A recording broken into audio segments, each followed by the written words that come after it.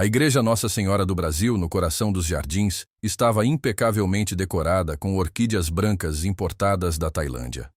Era 15 de dezembro de 2003, e São Paulo vivia um de seus raros dias de temperatura amena. Convidados da alta sociedade paulistana ocupavam os bancos da nave principal, mulheres exibindo joias que valiam fortunas, homens discutindo negócios em sussurros antes da cerimônia começar. Rafael Monteiro, 28 anos, herdeiro de uma das maiores construtoras do país, ajustava pela quinta vez sua gravata Hermès no pequeno salão lateral. Seus padrinhos, todos filhos de famílias tradicionais paulistanas, brindavam com champanhe francês, fazendo piadas sobre o fim da vida de solteiro do amigo. Ainda dá tempo de fugir, brincou Tomás, seu melhor amigo desde os tempos do Colégio Santo Inácio. Rafael forçou um sorriso. Algo o incomodava desde cedo, uma inquietação que não conseguia nomear. Atribuiu ao nervosismo natural de todo noivo. Do outro lado da igreja, em uma sala espelhada e perfumada com arranjos de gardênias, Júlia Santana, 25 anos, era a própria imagem da perfeição nupcial.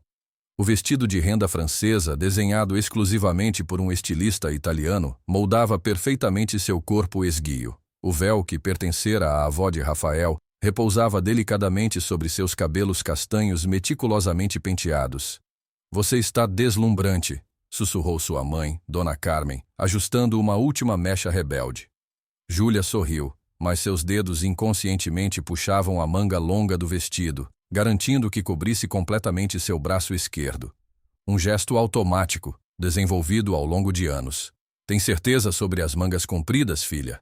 Está um calor." "Estou perfeita assim, mãe." Júlia cortou gentilmente. Era uma discussão antiga. Sua mãe sabia o porquê das mangas compridas, assim como sabia que era um assunto proibido. O relacionamento de Rafael e Júlia era o que as revistas sociais adoravam chamar de conto de fadas moderno.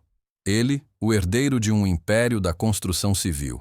Ela, a filha de uma família tradicional de cafeicultores do interior, que havia perdido quase tudo na crise dos anos 90, mas mantinha o sobrenome e a dignidade. Conheceram-se em uma festa de formatura da GV. Júlia havia conseguido uma bolsa parcial e trabalhava à noite para pagar o resto. Rafael ficou encantado com sua beleza discreta, sua inteligência afiada e, principalmente por ela ser uma das poucas mulheres que não se jogava aos seus pés por causa do dinheiro. O namoro de 3 anos foi intenso. Rafael a cobria de presentes caros que Júlia relutava em aceitar. Preferia os momentos simples. Caminhadas no Ibirapuera, sessões de cinema no Belas Artes, jantares em restaurantes escondidos onde podiam conversar por horas sem serem perturbados por fotógrafos. Mas havia uma regra não dita entre eles.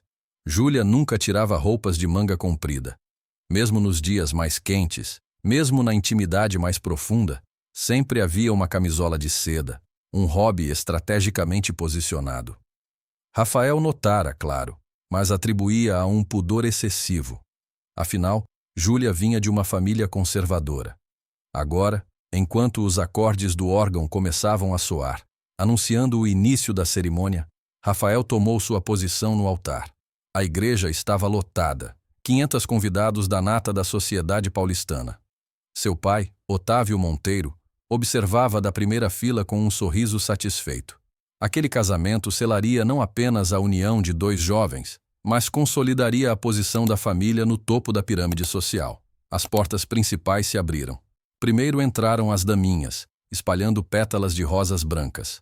Depois, os casais de padrinhos, em uma coreografia ensaiada. A marcha nupcial começou, e todos se levantaram. Júlia apareceu na entrada, iluminada pela luz natural que entrava pelas portas. Braço dado com seu pai, ela parecia flutuar sobre o tapete vermelho. O vestido, com sua cauda de 3 metros, criava um efeito dramático, mas eram seus olhos que capturavam a atenção. Brilhavam com uma mistura de amor e algo mais. Seria apreensão? Rafael sentiu o coração acelerar. Ela estava ainda mais linda do que imaginara. Quando seus olhos se encontraram, Júlia sorriu, aquele sorriso tímido que o havia conquistado anos atrás. A caminhada até o altar pareceu durar uma eternidade. A cada passo, Júlia sentia o peso dos olhares. Conhecia muitos ali. A elite paulistana era um círculo pequeno. Alguns sorriam genuinamente. Outros observavam com aquela expressão calculista de quem avalia se a noiva estava à altura do noivo milionário. Quando finalmente chegou ao altar, seu pai beijou sua testa e entregou sua mão a Rafael. "Cuide bem dela", murmurou emocionado. "Com minha vida", Rafael respondeu. O padre começou a cerimônia. As palavras sobre amor, compromisso e fidelidade ecoavam pela igreja centenária. Júlia e Rafael trocavam olhares, pequenos sorrisos, os dedos entrelaçados. Foi durante a homilia que aconteceu. O padre falava sobre a importância da verdade no casamento quando uma rajada inesperada de vento entrou pelas janelas laterais abertas. Velas tremularam, alguns papéis voaram, e o véu de Júlia se agitou dramaticamente. No movimento para controlar o véu, a manga do vestido de Júlia subiu alguns centímetros. Foi um segundo, talvez 2, mas o suficiente. Rafael viu uma cicatriz. Não qualquer cicatriz, mas uma marca profunda, extensa, que subia pelo antebraço esquerdo dela. O mundo de Rafael parou. Aquela cicatriz.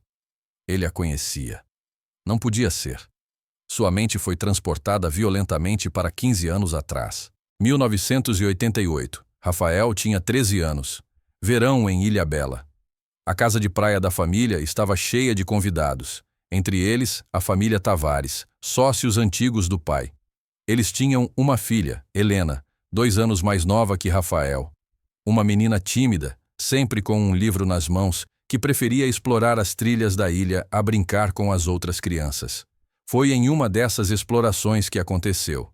Rafael havia convencido Helena a segui-lo em uma trilha mais perigosa. "Não seja medrosa", ele provocara. Queria impressioná-la, mostrar que era corajoso. A trilha levava a uma cachoeira escondida. O caminho era íngreme, cheio de pedras soltas. Helena hesitou. "Rafael, acho melhor voltarmos."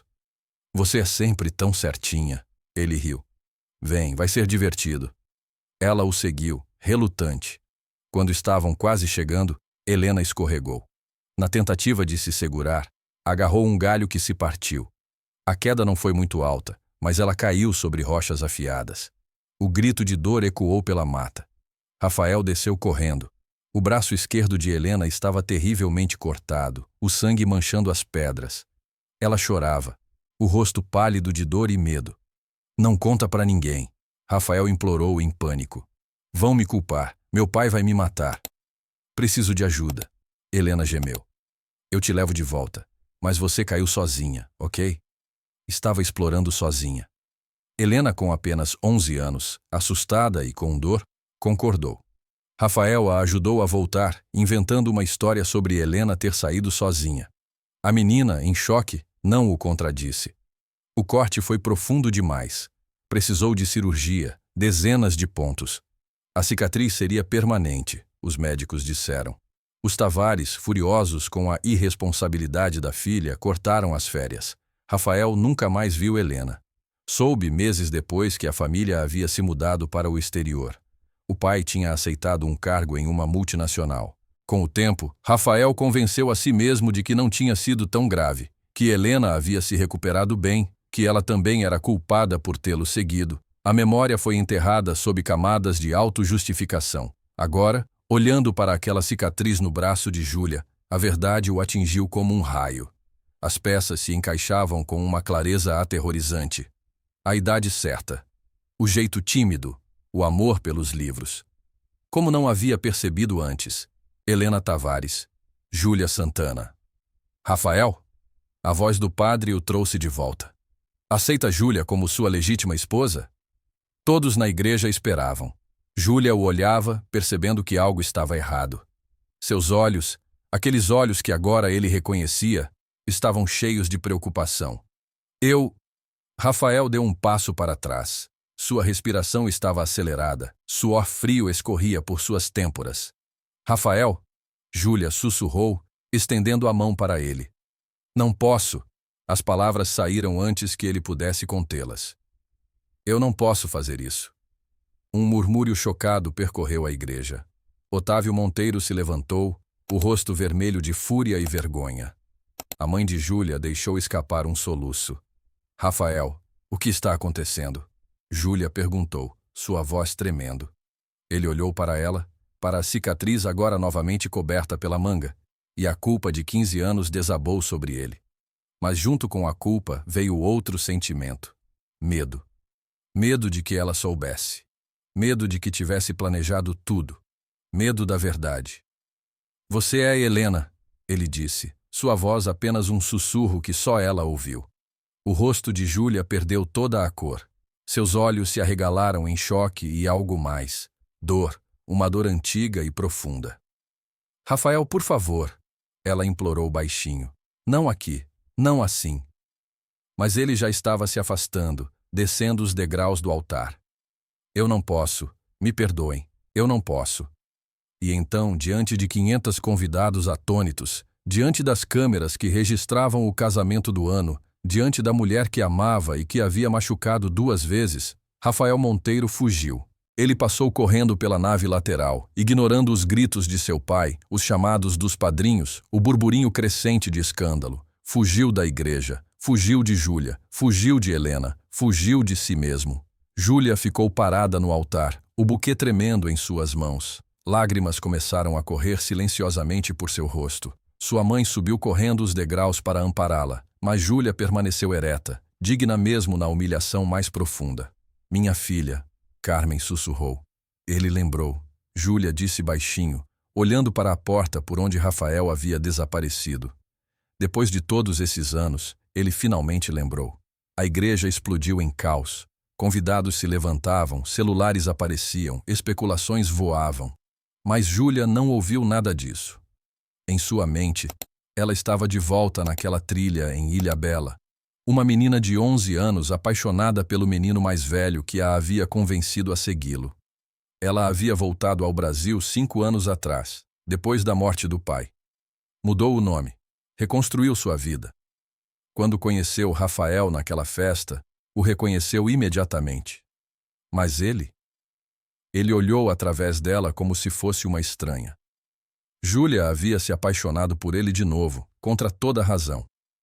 Esperou que ele a reconhecesse, que se lembrasse, que pedisse perdão. Mas os anos passaram, e nada. Ela quase havia se convencido de que poderia enterrar o passado, construir um futuro. Quase. 20 anos depois, São Paulo, dezembro de 2023. A mesma época do ano, o mesmo calor úmido que precede as chuvas de verão. Rafael Monteiro, agora com 48 anos, estava sentado em seu escritório no último andar de um dos edifícios que sua empresa construíra. Os cabelos, antes negros como a noite, agora mostravam fios grisalhos.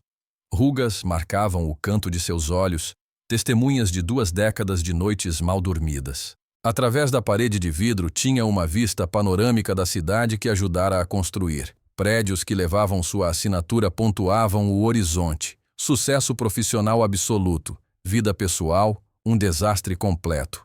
Após fugir do casamento, Rafael havia se jogado no trabalho. Expandiu os negócios do pai. Tornou a Monteiro Construtora uma das maiores do país. Casou-se 3 anos depois com Patrícia, filha de outro empresário, um casamento arranjado para unir fortunas. Tiveram 2 filhos. Divorciaram-se em 5 anos. Casou novamente. Divorciou novamente. Mas em todas as mulheres que passaram por sua vida, procurava algo que nunca encontrava. Os olhos de Júlia, o sorriso de Helena. A mulher que era as 2 e que ele havia abandonado da forma mais cruel possível. Senhor Monteiro, sua secretária o chamou pelo interfone. Sua consulta das 15 horas chegou. Consulta médica. Ultimamente eram muitas. O estresse cobrava seu preço. Pressão alta, insônia crônica, princípio de úlcera. O império que construíra parecia pesar cada vez mais sobre seus ombros. Pode mandar entrar, ele respondeu sem desviar os olhos da cidade lá embaixo. A porta se abriu. Rafael ouviu passos, mas algo o fez hesitar antes de se virar. Um perfume. Gardênias. O mesmo perfume que...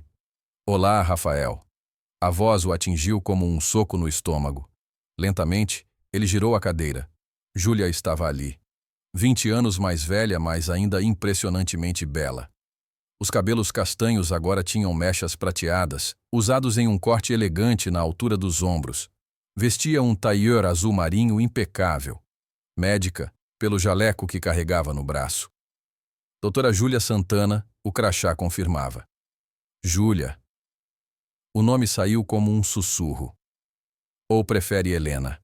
Ela perguntou, sentando-se na cadeira em frente à mesa dele sem esperar convite. Sempre tive curiosidade sobre qual nome você usaria se nos encontrássemos novamente. Rafael sentiu a boca seca. Como? O que você está fazendo aqui? Sou a médica que o hospital designou para sua avaliação. Ela abriu uma pasta. Profissional. Seus exames mostram níveis preocupantes de estresse. Sua empresa tem um convênio conosco para avaliações executivas. Isso é algum tipo de coincidência? Júlia o interrompeu. Não, Rafael. Eu sabia que você seria meu paciente. Poderia ter recusado, passado para outro colega. Mas achei que, depois de 20 anos, era hora de conversarmos. Ele a estudou. Procurou sinais de raiva, de ressentimento. Encontrou apenas uma calma profissional que o desconcertou ainda mais. Você se tornou médica. Psiquiatra, na verdade, especializada em trauma. Um pequeno sorriso tocou seus lábios. Irônico, não?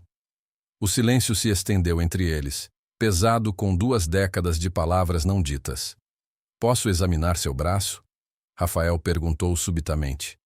Júlia arqueou uma sobrancelha. Depois de 20 anos, é isso que quer me dizer? Por favor. Ela suspirou, mas arregaçou a manga do jaleco e da blusa por baixo. A cicatriz ainda estava lá, uma linha prateada que subia pelo antebraço. Rafael estendeu a mão, hesitou. Pode tocar, ela disse suavemente. Não dói mais, não fisicamente, pelo menos.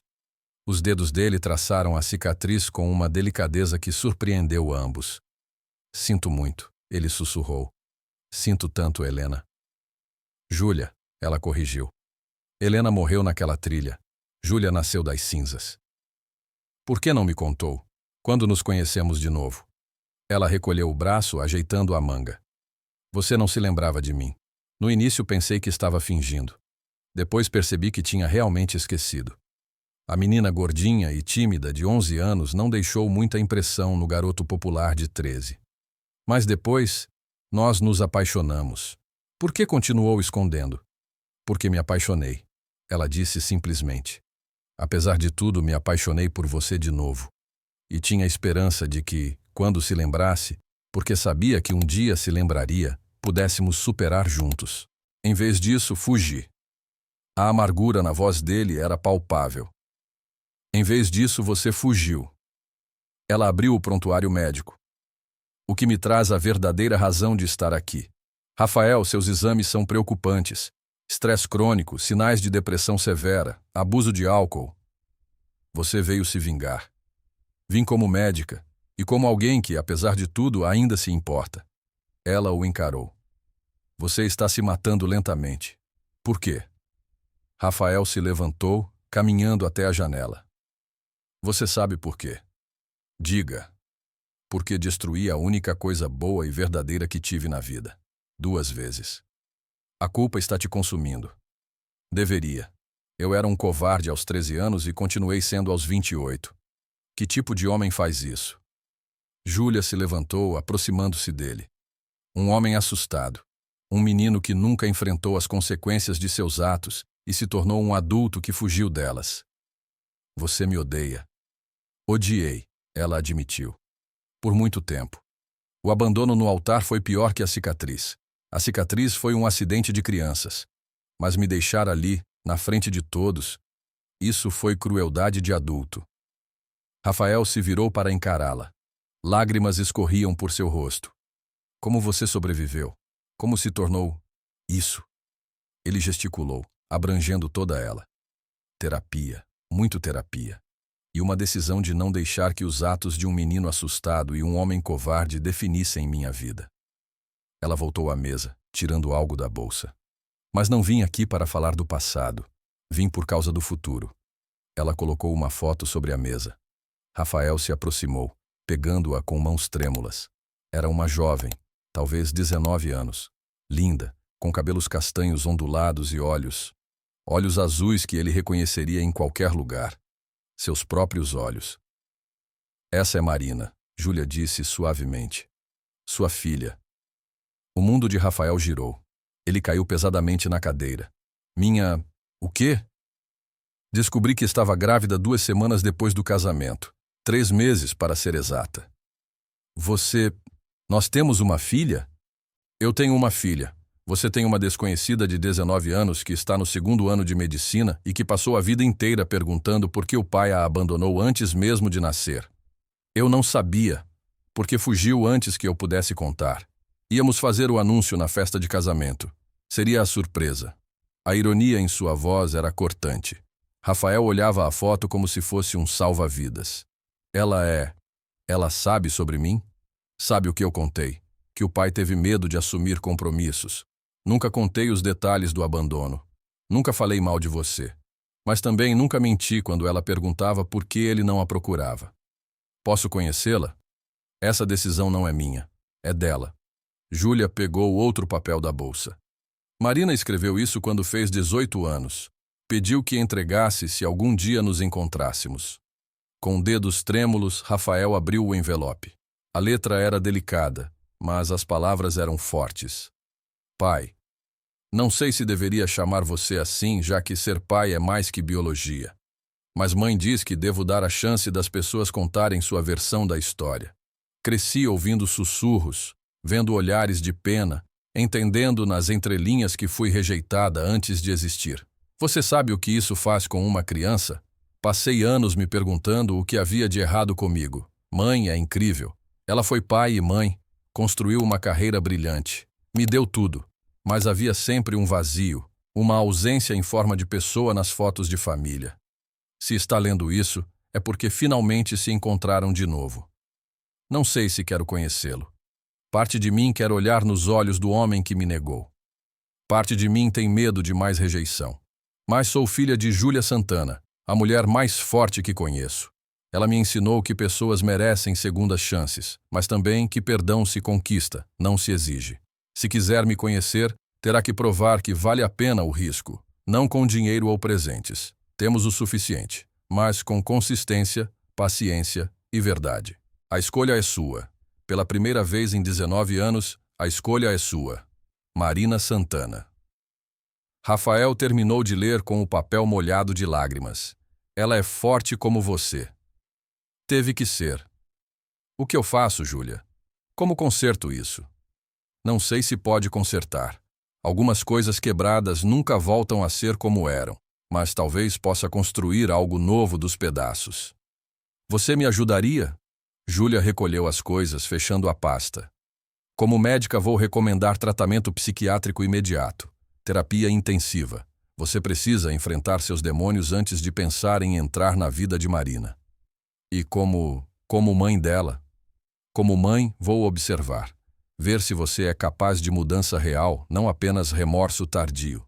Marina merece um pai, não um fantasma arrependido. Ela se levantou para sair. Rafael também se levantou, desesperado. Júlia, espera. Eu ainda amo você. Nunca deixei de amar. Ela parou na porta, virando-se devagar. Não, Rafael. Você ama a ideia de mim, a redenção que represento. Mas amor verdadeiro não foge. Amor verdadeiro fica mesmo quando dói. Posso mudar. Talvez. O tempo dirá. Ela abriu a porta. Meu consultório. Segunda-feira, 14 horas. Não se atrase. Marina odeia atrasos. Ela estará lá? Não. Você tem um longo caminho antes disso. Mas é um começo.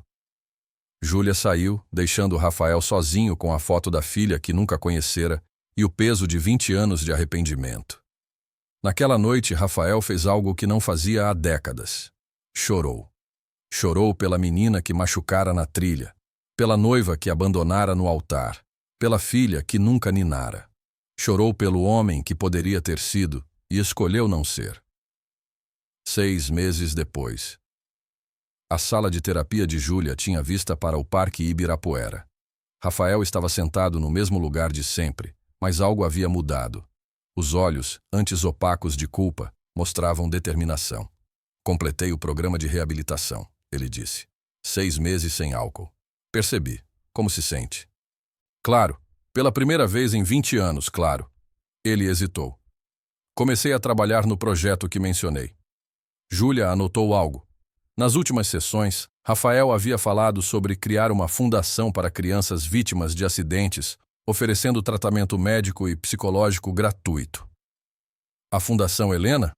Sim, quero ressignificar o nome, transformar a dor em algo útil. E quanto a Marina? O rosto dele se iluminou e entristeceu ao mesmo tempo. Li todas as cartas que me deu, cada redação de escola, cada desenho de dia dos pais que ela fez e nunca entregou. Escrevi respostas para todas, mesmo sabendo que são 20 anos atrasadas. Ela tem lido suas cartas. Rafael se endireitou. Tem? Não comentou nada, mas tem lido. Era progresso. Pequeno, mas progresso. Júlia, ele começou como fazia toda a sessão. Você acha que um dia... Rafael, ela o interrompeu gentilmente, como sempre fazia. Foque no hoje. No homem que está se tornando, não no que perdeu. Mas, desta vez, ele continuou. Não estou perguntando sobre nós. Estou perguntando se você acha que um dia vou merecer ser pai dela. Júlia pousou a caneta, realmente olhando para ele pela primeira vez como Júlia, não como doutora. Você abandonou Helena na trilha e deixou que ela assumisse a culpa sozinha. Abandonou Júlia no altar e a deixou enfrentar a humilhação sozinha. Abandonou Marina antes dela nascer e a deixou crescer sem pai. A dureza das palavras era suavizada pela gentileza do tom. A questão não é se você vai merecer, é se você vai ficar quando merecer. Vou ficar. Prove. 1 ano depois do reencontro. A Fundação Helena inaugurava sua primeira clínica. O evento era modesto, focado nas famílias que seriam atendidas, não na elite paulistana. Rafael estava nervoso de um jeito diferente. Não o nervosismo de aparecer bem, mas de fazer algo certo. Júlia chegou pontualmente, como sempre. Sozinha, como sempre. Parabéns, ela disse, observando as instalações. É impressionante. Tive boa orientação, ele respondeu, referindo-se às muitas sessões onde discutiram o projeto. Eles caminharam pelos corredores, Rafael explicando cada detalhe. A ala de fisioterapia para crianças com lesões traumáticas, o centro de apoio psicológico, a sala de arte-terapia. Aqui ele parou em frente a uma porta. É especial. A placa dizia, Biblioteca Marina Santana, onde histórias curam. Júlia levou a mão ao coração. Rafael, você disse que ela amava livros quando criança, como a mãe. Como Helena, ele não disse, mas ambos ouviram. A biblioteca era linda.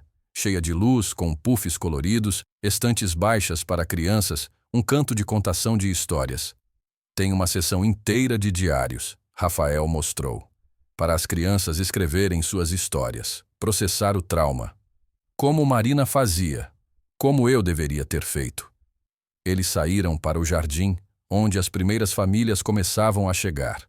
Crianças com cicatrizes visíveis e invisíveis, pais com olhos cheios de esperança e preocupação.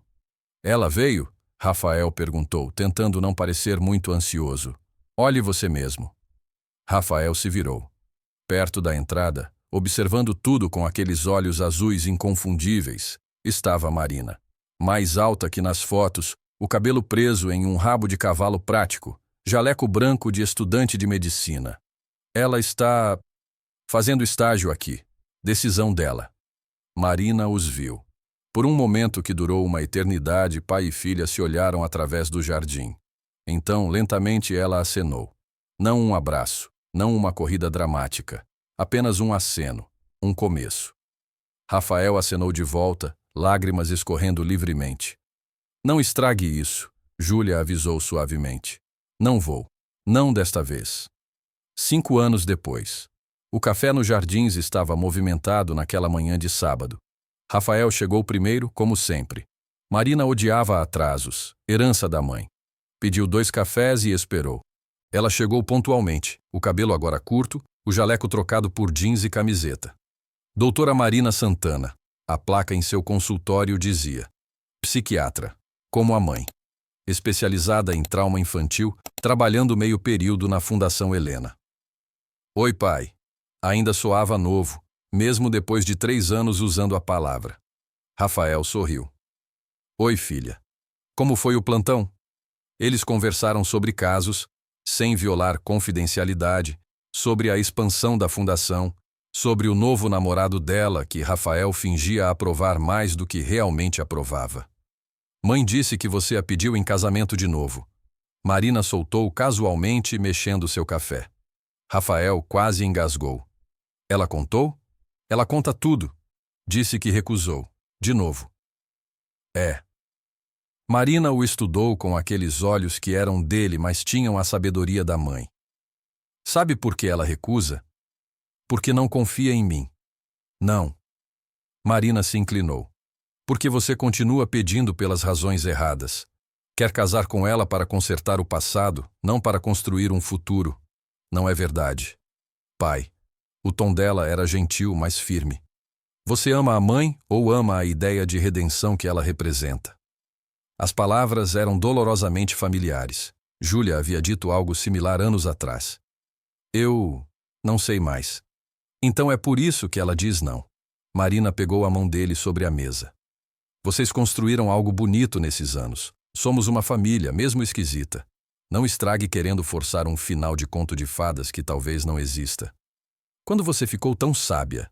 Genética e terapia. Muita terapia. Eles riram. Era fácil agora, rir juntos. Marina, Rafael começou sério. Sinto muito. Por tudo. Eu sei, pai. Você pede desculpas toda vez que nos vemos. E vou continuar pedindo. Eu sei. Ela apertou a mão dele. Mas talvez esteja na hora de parar de se desculpar e apenas viver. Estar presente. É o que importa agora. O presente. A Igreja Nossa Senhora do Brasil estava decorada com flores simples, margaridas, não orquídeas. Era um sábado ensolarado, 22 anos depois daquele dezembro fatídico. Rafael estava na primeira fila, mas não no altar. Marina ao seu lado, linda em um vestido azul simples. A marcha nupcial começou. Júlia entrou radiante aos 47 anos. Não vestia branco. Muito dramático para uma mulher da minha idade, ela havia dito. Usava um vestido verde-água que realçava seus olhos. Mangas curtas. A cicatriz visível, prateada sob a luz que entrava pelos vitrais. O noivo a esperava no altar. Dr. Carlos Mendonça, cardiologista, viúvo, pai de 2 adolescentes. Um homem bom que a amava no presente, não apesar do passado. Rafael observou Júlia caminhar até o altar. Não havia amargura, apenas uma gratidão quiet. Ela merecia isso. Merecia alguém que ficasse. Durante a cerimônia, seus olhos se encontraram brevemente. Ela sorriu. Ele sorriu de volta. Perdão dado, aceito, vivido. Na recepção, Rafael dançou com Marina. Está bem? Ela perguntou. Estou. Sua mãe parece feliz. Ela está. Carlos é bom para ela. Fico feliz. E estava. Porque às vezes o amor não é sobre ter, mas sobre querer a felicidade do outro. Às vezes redenção não é recuperar o que se perdeu, mas aceitar a perda e construir algo novo com o que restou. Pai? Sim. Obrigada. Pelo quê? Por ficar. Finalmente. Rafael a abraçou mais forte. No salão, Júlia dançava com seu novo marido, a cicatriz em seu braço capturando a luz a cada movimento. Não mais escondida, não mais fonte de vergonha, apenas parte de sua história. 20 anos atrás, Rafael havia fugido ao ver aquela cicatriz. 20 anos depois estava ali, testemunhando Júlia viver plenamente, cicatriz e tudo. A banda começou a tocar uma música lenta. Marina foi dançar com o namorado. Rafael ficou sozinho na mesa, observando. Carlos e Júlia se aproximaram. Rafael, Carlos estendeu a mão. Obrigado por vir. Significa muito para Júlia e para Marina. Rafael apertou a mão dele. Obrigado por fazê-la feliz. Rafael, Júlia tocou seu braço suavemente. Você mudou, de verdade. Estou orgulhosa de quem você se tornou. Ainda tenho um longo caminho. Todos temos. Mas você está caminhando, não fugindo. É o que importa. Ela beijou sua bochecha e voltou para a pista de dança com o marido. Rafael ficou ali, processando o momento. Não era o final que havia imaginado durante anos de culpa e arrependimento. Não recuperou o amor perdido, não teve a redenção cinematográfica. Mas tinha Marina. Tinha o respeito de Júlia. Tinha a fundação ajudando centenas de crianças. Tinha uma vida construída sobre verdade, não mais sobre fugas. Seu telefone vibrou. Uma mensagem de Marina que estava do outro lado do salão. Mãe guardou o vestido de noiva. Disse que eu poderia usá-lo um dia se quisesse. Mangas longas e tudo. Acho que vou usar mangas curtas. Cicatrizes contam histórias, não é? Rafael olhou para a filha, que piscou para ele, depois para Júlia, rindo de algo que Carlos disse. A cicatriz prateada brilhando sob as luzes do salão. Sim, cicatrizes contam histórias. De dor, mas também de sobrevivência. De erros, mas também de aprendizado. De finais, mas também de começos. 20 anos atrás, ele fugiu de uma cicatriz. Hoje, finalmente entendia que fugir apenas criava mais cicatrizes. A diferença é que agora ele tinha aprendido a viver com as suas. E isso talvez fosse a única redenção possível. Rafael pegou uma taça de champanhe, com moderação, sempre com moderação agora, e fez um brinde silencioso. A Júlia, que sobreviveu e floresceu. A Marina, que existiu apesar dele e se tornou magnífica. A Helena, a menina na trilha que merecia um pedido de desculpas que levou décadas para chegar. E a si mesmo. Não o menino covarde de 13 anos, não o homem que fugiu aos 28, mas o homem de 48 que finalmente aprendeu a ficar. O DJ anunciou a última música da noite. Marina apareceu ao seu lado. Vamos, pai, uma última dança. Enquanto dançavam, Rafael viu Júlia e Carlos se preparando para sair. A noiva jogou o buquê. Marina o pegou, rindo. Júlia piscou para a filha, acenou para Rafael e saiu de mãos dadas com o marido. Não era um final de conto de fadas. Era melhor. Era real. E Rafael, o homem que passou 20 anos fugindo, finalmente estava em paz com isso. Porque às vezes, os finais mais bonitos são aqueles em que todos encontram sua própria felicidade, mesmo que não seja juntos. E às vezes, o maior ato de amor é deixar ir, torcer a distância. E agradecer pela chance de fazer parte da história, mesmo que não do jeito que imaginamos. A música terminou. As luzes começaram a se acender. Vamos para casa, pai? Marina perguntou. Vamos.